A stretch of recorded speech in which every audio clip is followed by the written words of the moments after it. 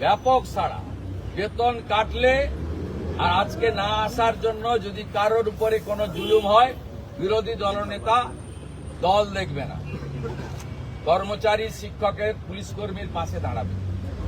আমরা বিজেপি সরকারে এলে ৪৫ দিনের মধ্যে 7th পে কমিশনের টাকা দেব, এরিয়ার মিটিয়ে দেব সুপ্রিম কোর্টের উপরে, এবং 8th পে কমিশনের কমিটি করব।